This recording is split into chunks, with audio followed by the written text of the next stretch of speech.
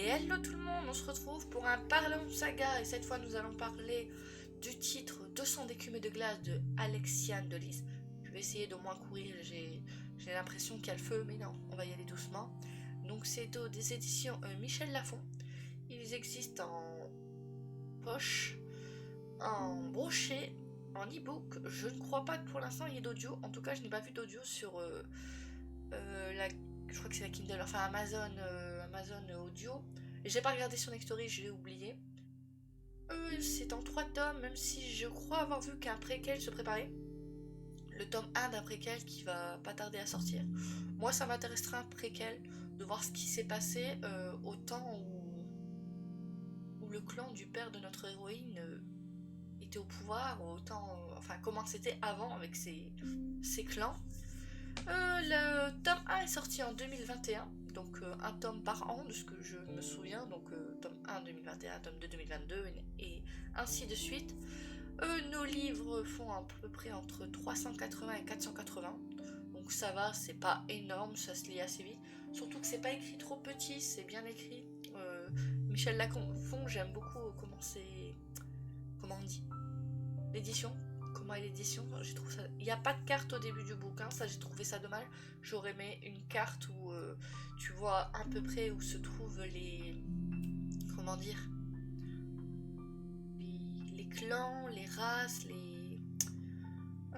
les espèces de sirènes, vous voyez. Genre là vous avez telle espèce, là vous avez telle espèce, pour voir sur le globe en fait comment ça se situe, ceux qui sont en eau froide, ceux qui sont en eau chaude. Pour ceux qui ont lu les bouquins, vous savez de quoi je parle. Pour les genres, nous avons sirène, mythologie, young adulte, romance. J'aurais pu mettre d'autres choses, mais c'est à peu près les termes global, on va dire, global. J'ai bien aimé l'univers, le fait de découvrir autant de races, espèces de sirènes et leurs compétences.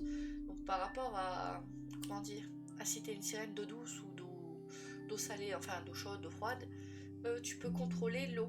Donc si t'es une sirène d'eau douce, tu peux contrôler l'eau d'eau douce. Tu peux, selon ton espèce et ton... comment ça s'appelle? Chaque sirène est différente. Tu peux avoir des sirènes poisson requin, tu peux avoir des sirènes pieuvres. Et selon ça, tu as, un partenaire, je sais plus comment ça s'appelle, mais tu es lié à une bestiole, à un dauphin, à une... comment ça s'appelle? Je ne sais plus les noms. Enfin, à un animal qui est dans l'océan. Je n'ai plus mes termes. J'ai tout oublié, j'ai préparé la vidéo, j'avais tous mes mots, là j'ai tout oublié. Par exemple, notre protagoniste principale, elle est liée à des dauphins. Sa mère était liée à une créature ancienne. Notre Mewen, je crois qu'il s'appelle, il est aussi lié à une créature ancienne. Donc voilà, il y a plein de trucs comme ça, ils sont tous liés. C'est comme ton âme sœur poisson, on va dire. Enfin, même s'il n'y a pas que des poissons. Et selon à quoi ressemble ta queue de sirène, tu ne ressembles pas à la même chose selon on va dire ta race, et tu peux naître toi avec une queue de requin et ta sœur peut naître avec une queue de, je sais pas moi, il existe quoi comme poisson? On va dire une queue de dauphin. Voilà, il y a plein de trucs. Et notre protagoniste, elle, va plutôt avoir l'apparence de sa mère qui est dans les eaux chaudes amazoniennes, si je ne dis pas de bêtises. Donc ça va plutôt ressembler à des serpents, vous voyez, à des petits reptiles. C'est vraiment, elle est différente. Elle ressemble pas à un requin, un truc. C'est vraiment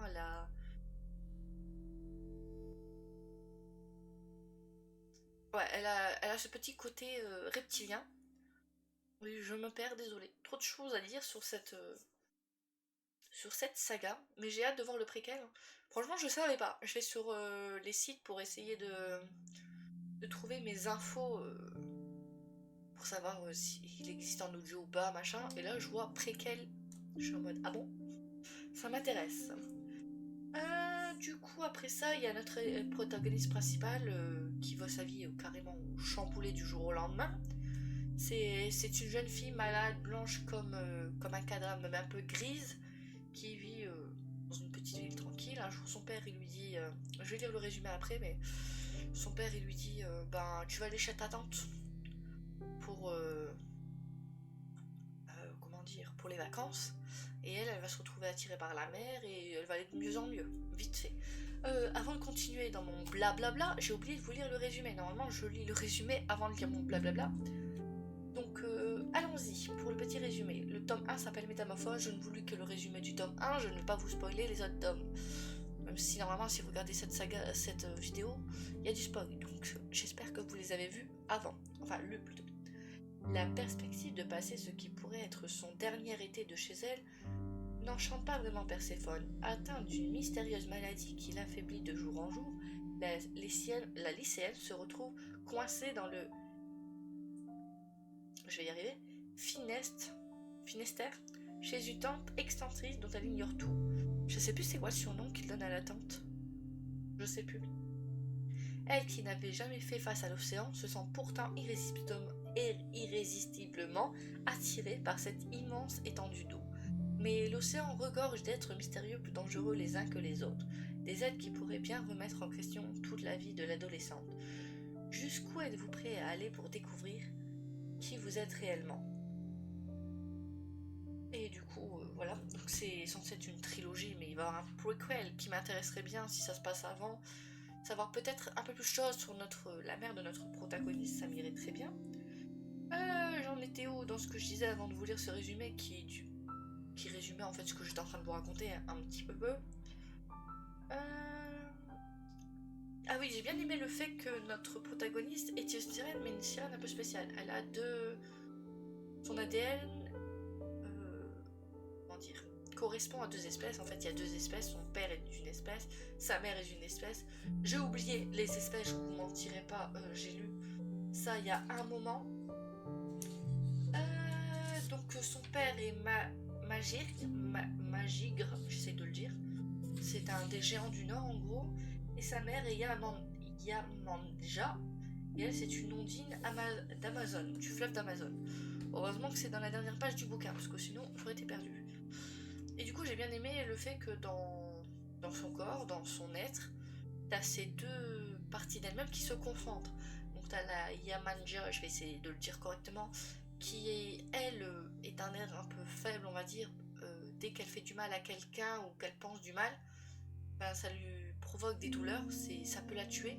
Si elle aurait été juste Yamandja, désolé je sais pas le dire, elle serait morte depuis longtemps, soyons clairs. C'est grâce au côté Magir qui elle est plutôt brute, force, on va dire le yin et le yang, vraiment c'est ça. Et du coup c'est grâce à cette partie là qu'elle survit au côté que le côté de sa mère ne lui permet pas d'être à la base. Et tout au début, quand elle n'a pas encore été dans l'eau, bah, dès qu'elle pensait à un truc méchant ou quoi, elle avait mal au ventre, quoi. Elle avait des douleurs, elle se sentait pas bien. Et j'ai bien aimé ce petit changement. Dans le tome 2, tu vois que le côté du père, Malchnir, je crois, je dis mal, prend un peu les devants. C'est là où on apprend qui est son père à peu près à la fin du tome 1, je crois. Et dans le tome 2, tu vois que ce côté-là, ce côté glace, prend le pouvoir un petit peu sur le côté Yamandja. Désolée si je dis mal, mais j'ai pas l'habitude de dire ces mots. Ça sonne mieux dans ma tête. Mais du coup, j'ai bien aimé cette petite confrontation, même si j'ai trouvé que ça manquait un peu d'équilibre. Le fait que le côté Yamandja comment dire, ne lui fait pas sentir mal malgré tout ce qu'elle fait. Je veux bien que t'as le côté du père qui l'aide à être forte et tout, mais l'autre côté, pour moi, on aurait dû le voir un petit peu plus agir. Je crois que dans le tome 3, c'est un peu plus équilibré. Je ne sais plus. Voilà, pour ce qu'il y a autour de ses pouvoirs et tout. Donc elle, normalement, elle est capable de contrôler plus que les courants chauds, les courants salés, je sais plus. Les côtés l'eau chaude, Amandja, je sais plus quoi là. Elle sait mieux contrôler cette eau-là que les dons de son père. Même si elle arrive à faire de la glace et tout, c'est plus ce côté-là qu'elle arrive à contrôler. Donc j'ai bien aimé qu'elle c'est pas équilibré non plus. Du coup, elle peut chanter comme son père, parce que sa mère ne pouvait pas chanter. Elle peut chanter comme son père, donc elle a quand même des capacités du père et de la mère. La mère, je crois que c'est un peu communiquer avec un peu toutes les espèces, contrôler l'eau chaude, enfin l'eau, je ne sais plus c'était quoi les termes. J'essaie de regarder ce que j'avais écrit, parce que je m'embrouille un petit peu. Ah oui, dans le tome 2, j'avais noté ça. Il faut que je relise mes notes. Je vous dis, ça fait un moment que j'ai fini cette trilogie. Je crois que quand le tome 3 est sorti, j'ai fini la trilogie. Dans le tome 1, c'est plutôt quelqu'un qui apprend un peu fragile, voilà. Donc, elle a un caractère plus, comment dire, plus positif à la lecture pour moi dans le tome 1. Dans le tome 2, elle change du tout. Elle devient d'un coup une héroïne un peu badass sans raison. Parce qu'il y a le côté du père, c'est genre on apprend qui est son père, du coup boum elle est badass. J'ai trouvé ça un peu trop rapide, j'avais l'impression de voir une autre héroïne, de pas suivre la Perséphone du début, vous voyez. Percy, je préfère qu'on l'appelle Percy. Donc ouais, c'était tout ou rien, mais ouais. J'aurais aimé que ça soit un peu plus... ça approfondit un peu plus lent quand même. Que c'est pas d'un coup elle devient un boom, vous voyez ce que je veux dire, j'espère. Pour ce qui est de la romance, même si on la voit arriver dès le tome 1, dès la page où le monsieur la kidnappe, je l'ai trouvée plaisante à suivre. Et aussi avec les obstacles, le fait que c'est dans le tome 2, à la fin du tome 2, je crois, il trouve ce qu'il cherchait. Et t'as du coup Mewen qui, c'est Nano, je sais plus trop quoi, qui s'active et qui fait, qui veut la tuer, qui part avec le truc, qui s'enfuit quoi. Qui a pas osé lui dire que depuis le début il était là pour la trahir, que c'était... Ouais quoi. L'amour qui s'est fait entre eux, lui, même il essaye de tout faire pour annuler tout ça, ce qu'il a encore les nano-trucs, il peut pas les arrêter comme ça. Donc du coup il devient un peu un monstre sanguinaire visé à tuer Percy. Et cette partie-là, j'aurais aimé qu'elle soit un petit peu plus développée, ou que Percy lui en veuille un peu plus longtemps de lui avoir caché des choses, mais pas de la façon dont elle l'a fait. C'est genre, elle aurait dû le confronter. Là, c'était... ouais, c'était... Elle est jeune. Elle est jeune. C'était de vraies explications, quoi. J'aurais voulu pas... Je t'ai sauvé, mais je te parle plus, je te fais plus confiance. Non, la confrontation. J'ai trouvé qu'il manquait la confrontation. Après le fait qu'il ait failli mourir, on va pas se mentir. Oui, je cherche. Ah oui, il y a un truc que j'ai bien aimé, c'est à partir du tome 2, je crois qu'on voit bien. Ou à partir du tome 3, je sais plus. Le côté un peu militaire, un peu... on va dire force spéciale. Quand nous avons des gens de je ne sais plus quel gouvernement qui commencent à enlever les sirènes pour essayer de... C'est pas les premières sirènes qui capturent, mais essayent de les comprendre. J'ai bien aimé ce truc. J'aurais aimé voir un petit peu plus le côté scientifique. J'ai failli dire un autre mot. Scientifique sur l'étude des sirènes, vraiment. Puisque lui, il lui parle. C'est genre, il est dans une salle, il lui parle. C'est genre, ouais, mais à côté. J'aurais aimé voir un petit peu plus à côté. Même si c'est pas l'intrigue principale, je trouve que ça aurait ajouté un petit peu plus de trucs. Mais j'ai bien aimé le fait que ce soit ajouté, qu'on soit pas juste dans l'eau. Ouais, on va faire et Mewen qui arrive et qui détruit tout pour la tuer. Et c'est là grâce à, on va dire, ce qu'ils savent faire, la technologie et tout, arrive à détruire les nanos. Les nanos, je sais plus trop quoi en lui, qu'ils arrivent à le contrôler un petit peu, et l'aider à refaire venir qui il est à la base. Mais oui, le petit ajout militaire était sympa. Ça m'a rappelé un film que j'avais vu il y a très longtemps. Après, si on parlait de la famille de Perséphone, alors la famille de Perséphone, on va dire que j'y ai cru un petit peu, jusqu'au moment où j'étais en mode, c'est un peu gros. Genre, comment dire, le père qui tout pour sa fille, qui fait le monsieur emprisonné, mais en fait il est pas emprisonné. Dans le tome 3, on voit que bah, que c'était un complot en fait. Ils vont croire à Perséphone qu'ils en a rien à foutre d'elle, que c'était juste, ils servaient d'eux pour récupérer la pierre ou je ne sais quoi. En fait, c'est un complot pour arrêter Lot et détruire Atlantide. J'ai bien aimé l'ajout d'Atlantide, enfin de la mer, que c'est une femme d'Atlantide, enfin une descendante de ce royaume, quoi. D'en apprendre plus, de voir les différentes races de sirènes, parce que nous au début on nous dit il y en a 3, et puis au fur et à mesure de l'aventure, 4, 5, 6. J'aurais aimé découvrir un petit peu plus ces 4, 5, 6. Il y en a une, c'est un peu la mémoire, elles se souviennent de tout. Il y en a une, c'était la madame qui tissait. Je sais plus, elle a une importance à la fin. Elle connaissait la mère de Perséphone. Et l'autre, nous avons la guerrière, là, celle qui veut tuer Perséphone à un moment à cause de qui est son père. Et du coup, j'aurais aimé un petit peu plus. Donc, il vit dans un volcan, je crois.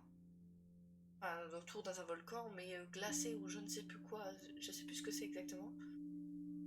Et je vois que malgré le fait que le père de Perséphone, bah déjà, on va pas se mentir, dans le bouquin, les hommes sont en dessous des femmes. Déjà.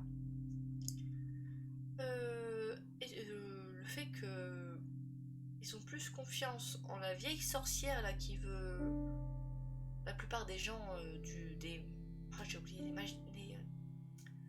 Imaginir, c'est ça? Je m'embrouille, désolé, je m'embrouille. Il y a tellement de trucs à dire sur cette série.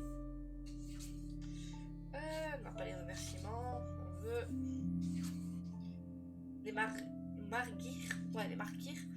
Tu vois qu'à la fin, ils sont plus à obéir pour cette sorcière, cette femme qui est même pas de leur famille, je crois à la base, qui est de la famille des autres, que leur souverain qui est censé être le père de Perséphone,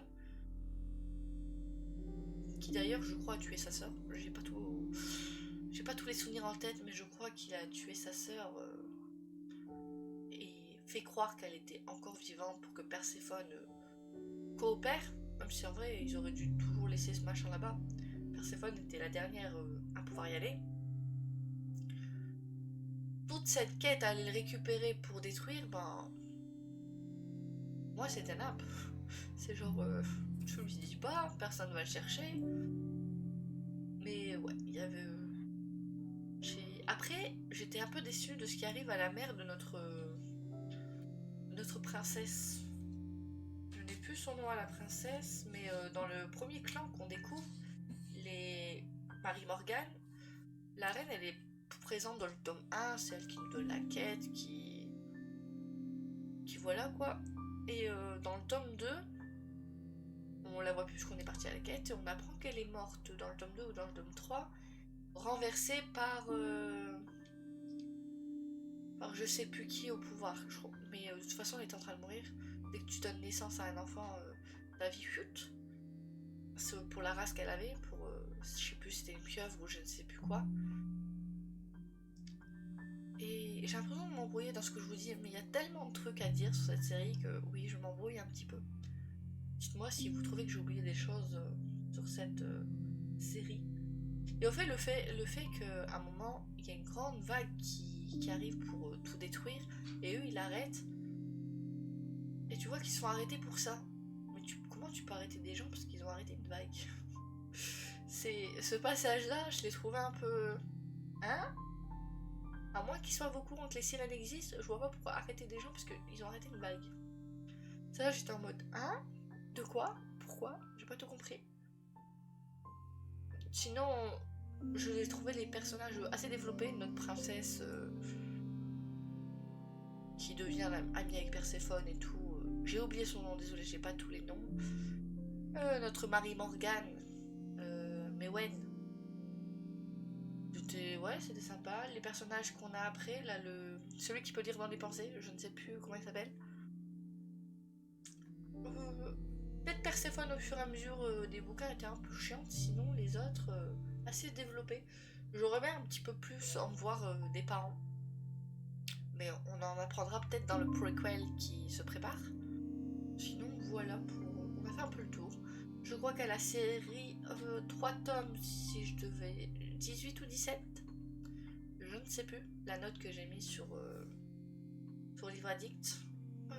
C'était une bonne lecture. Franchement, j'ai repris la lecture. Il faut savoir que j'ai repris la lecture avec ce tome 1 de 200 d'écume et de glace. J'avais arrêté la lecture des romans. Je ne lisais que des mangas. Puis un jour, j'ai vu celui-ci et je fais ah, pourquoi pas. Je vais me relancer un peu dans les romans. Et avec ce roman, j'ai recommencé à lire. Maintenant, vous voyez ma bibliothèque, je ne sais pas combien de livres autour de moi. Donc c'était l'année dernière. J'ai acheté ce bouquin l'année dernière au mois de juillet. Je l'ai fini, j'ai enchaîné le 2. Et j'ai attendu le 3 qui est sorti cette année. Donc, comme quoi, c'est une bonne série vu qu'elle m'a fait revenir dans la lecture. Même s'il y en a beaucoup qui disent avoir aimé le 1 et avoir décroché avec le 2. Moi j'ai attendu le 3 avec impatience, je suis contente d'avoir fini cette trilogie et hâte de voir ce prequel dont je vois des petites bribes un peu partout. J'espère que c'est pas une bêtise qui va vraiment avoir lieu parce que moi du coup ça me donne envie. Pour le prix, pour le brochet, c'était 16€, 17€ à peu près. Donc par rapport à d'autres brochets, franchement, c'est pas cher. Après, depuis, il y a eu l'inflation des bouquins, là, le machin. Donc je ne sais pas combien il coûte aujourd'hui. Mais ça va pour la... Et les couvertures. Dites-moi la vérité. C'est pas, ils font pas partie des plus belles couvertures que vous n'ayez jamais vues, franchement. J'avoue que je l'ai acheté pour le côté sirène et la couverture au début. J'ai lu le résumé, je fais ah oui. Et oui, j'ai passé un très bon moment de lecture. Et je vous conseille cette saga. Dites-moi vous ce que vous en avez pensé. Je pensais pas... Franchement, normalement ces vidéos, je me dis, j'en ai pour 10 minutes. On est à 21 minutes. Ouais, il y a des trucs à dire, même si c'est un peu brouillon. J'aime vous dire un peu ce que j'en ai pensé, ce que je... Voilà. Et de me permettre de pouvoir spoil, parce que j'essaye de pas spoil dans les updates lecture, même si c'est difficile parfois. Donc là, ces vidéos me permettent de dire vraiment ce que je pense. En tout cas, je vous remercie d'avoir regardé cette vidéo. À la prochaine dans une vidéo. Allez, ciao ciao!